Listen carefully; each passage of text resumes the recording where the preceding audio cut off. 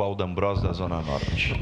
Senhor presidente da Zona Norte, ontem aqui nesse plenário eu fiz uma indicação para o Executivo de 30 acessos da cidade que não tem pavimentação. 30.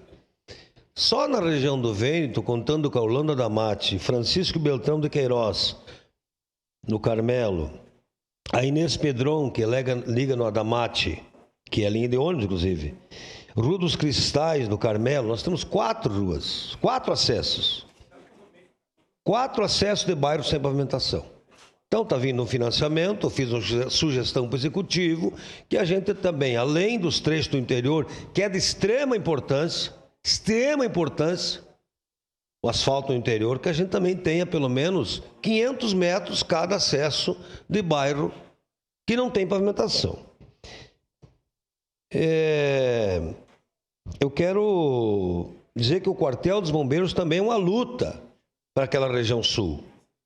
E nós estamos todos unidos. Já estivemos em Porto Alegre, visitando o chefe da Casa Civil. Nós já temos a previsão de 70 novos soldados para Caxias. E vamos, com abaixo-assinado, com muita luta, com essa frente parlamentar presidida pelo colega Jack, nós estamos juntos. Porque a melhoria é para todos. Nós vamos passar.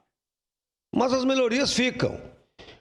Quero dizer que nós também fizemos uma indicação para uma escola infantil ali no Consolação, onde tem várias áreas públicas boas, e o governo com certeza vai nos escutar. Então, a Oristeu, o Wagner, a presidente Luciana, ao Mário, o seu Hélio, Dona Ivone, todos da CEPLAN, ao prefeito Adiló, que teve a sensibilidade, sempre me falava, fica tranquilo, D'Ambrosio, vai demorar, mas nós vamos fazer o acerto com o seu Hélio.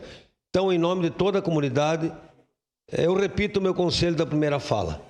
Vamos seguir unidos, vamos utilizar a UAB, vamos buscar as secretarias, chame os vereadores, vamos regularizar o Vêneto, que é um direito de vocês. Era isso, senhor presidente. Voto sim.